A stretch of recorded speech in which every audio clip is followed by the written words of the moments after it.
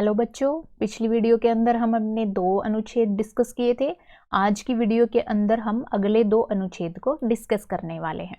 तो आइए स्टार्ट करते हैं अनुच्छेद 3।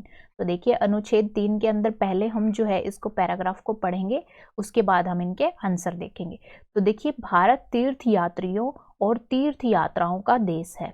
ये पवित्र स्थान चाहे पर्वतों पर हों या मैदानों में सामान्यतः या तो नदियों के तटों पर स्थित होते हैं या समुद्र के तटों पर।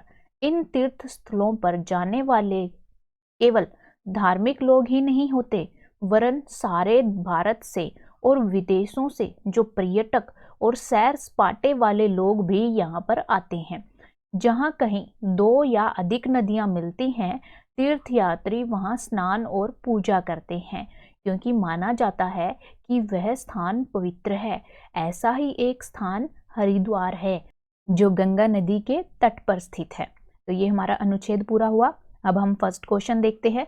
पवित्र स्थानों पर जाने वाले लोग हैं धार्मिक और सैर सपाटे वाले। इसके अलावा तीसरे जो व्यक्ति हैं वो कौन है? तो देखिए, हमारा दूसरी लाइन में था कि यहाँ पर न केवल जो धार्मिक लोग वो जाते हैं, वरन भारत और विदेशों से जो दूसरे पर्यटक लोग हैं वो भी यहाँ पर जाते हैं, और सैर सपाटे वाले लोग। तो यहाँ पर हमारा जो है थर्ड ऑप्शन क्या आ जाएगा? तो देखिए, बच्चे जो है वो हमारा अनुच्छेद में नहीं दिया गया है। व्यापारी के बारे में भी बात नहीं की गई है, समुद्री यात्री के बारे में भी बात नहीं की गई है। यहाँ पर बात की गई है पर्यटकों के बारे में। तो हमारा करेक्ट आंसर जो है वो सेकंड हो जाएगा। आगे देखिए, निम्नलिखित में से कौन सा शब्द सामान्यतः का पर्यायवाची है? सामान्यतः का पर्यायवाची, पर्यायवाची होता है मतलब उसका सेम जिसका मीनिंग हो, सेम जिसका अर्थ हो, बिल्कुल ऐसा ही जिसका सामान्यता का जैसा अर्थ निकलता है दूसरे शब्द का भी वैसा ही अर्थ निकलता हो, उसको पर्यायवाची शब्द कहा जाता है। तो देखिए, हमारे पास 4 ऑप्शन हैं। मान्यता का अर्थ जो है वो बोला गया है कि क्या आमतौर पर होता है, सार्वजनिक रूप से होता है, कभी कभी होता है, या परिणाम स्वरूप होता है। तो देखिए, इसका अर्थ होता है आमतौर पर। इसका अर्थ क्या होता है? आमतौर पर। मान्यता होता है आमतौर पर, सार्वजनिक रूप से नहीं होगा, कभी कभी भी नहीं होगा, और परिणाम स्वरूप भी नहीं होगा। इसका अर्थ है आमतौर पर। आगे देखिए, थर्ड क्वेश्चन है, उस स्थान को पवित्र माना जाता है जहां 2 या अधिक नदियां मिलती हैं। इस कथन में पवित्र का विलोम क्या है? यहाँ पर देखिए, हमने देखा था जहां 2 या अधिक नदियां मिलती हैं, तीर्थयात्री वहां पर क्या करते हैं? स्नान करते हैं, क्योंकि वो स्थान जो है पवित्र होता है। यहाँ पर पवित्र का विलोम पूछा गया है। विलोम मतलब उल्टा शब्द। पवित्र का उल्टा शब्द क्या होगा? पवित्र होता है शुद्ध, पावन। जो शुद्ध होता है, पावन होता है, उसको पवित्र बोला जाता है।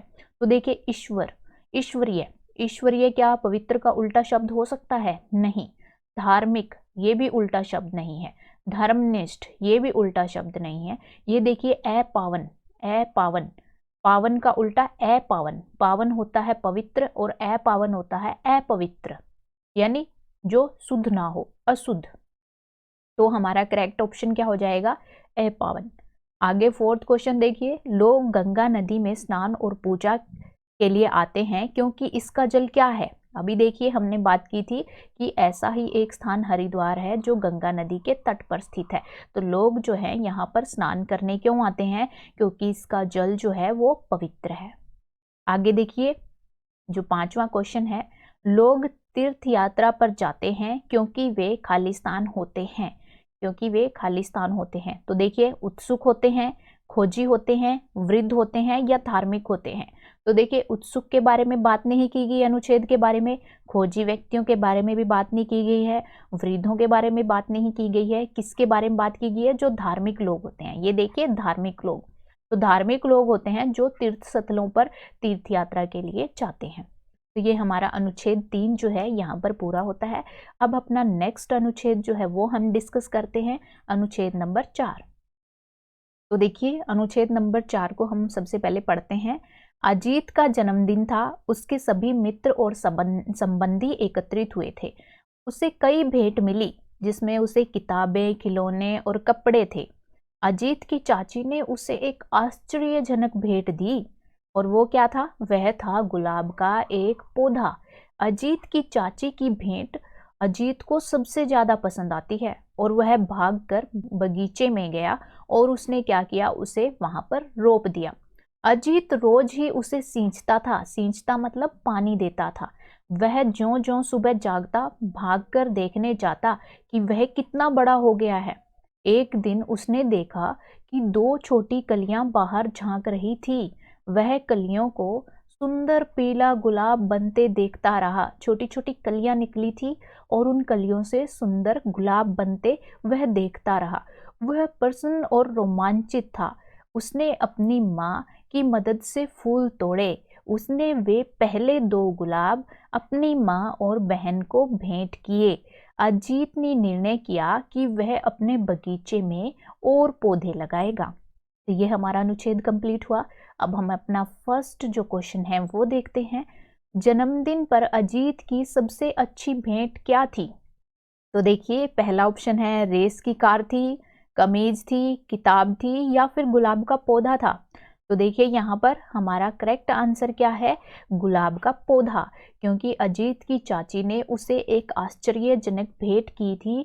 वह था गुलाब का पौधा और वही उसको सबसे ज्यादा पसंद आई थी। ज्यों ही अजीत जागता वह क्या करता था, पढ़ना आरंभ कर देता था, पौधे की ओर दौड़ता था, या स्नान करता था, या स्कूल के लिए चल देता था। तो देखिए यहाँ पर हमने देखा था ज्यों ही वह सुबह जागता वो क्या करता था, वह भागकर पौधे की तरफ जाता और देखता कि गुलाब कितना बड़ा हो गया है। तो इसका मतलब किसकी तरफ दौड़ता था, वह पौधे की तरफ दौड़ता था। आगे देखिए, थर्ड क्वेश्चन देखिए, पहले गुलाब में कितनी कलियां आई? तो गुलाब में कितनी कलियां आई थी? दो छोटी कलियां बाहर झांक रही थी। तो इसका मतलब हमारा करेक्ट आंसर क्या हो जाएगा, ये दो। आगे देखिए, फोर्थ क्वेश्चन देखिए, अजीत ने पहले दो गुलाब किसे भेंट किए? तो किसे भेंट किए थे अजीत ने? माँ और बहन को। तो मित्रों को तो नहीं दिए थे, चाची को भी नहीं दिया था, माँ और बहन को दिया था, माँ और चाची को भी नहीं दिया था। आगे देखिए, रोमांचित शब्द का अर्थ क्या है? रोमांचित का पर्यायवाची क्या है मतलब? तो रोमांचित शब्द का अर्थ क्या होगा? उदास तो हो नहीं सकता, उसके बाद देखिए भयभीत भी नहीं हो सकता, और क्या हो सकता है? उत्तेजित या चकित। तो इसका अर्थ जो है वो उत्तेजित होगा, चकित भी नहीं होगा। रोमांचित मतलब रोमांच से भरा हुआ, उत्तेजित करने वाला। तो इसका अर्थ क्या हो गया? उत्तेजित। तो देखिए, आज हमारे दो अनुच्छेद ये पूरे होते हैं। आपको कोई भी डाउट होता है तो मुझे कमेंट सेक्शन में लिख सकते हैं। इसी के साथ साथ बाय बाय।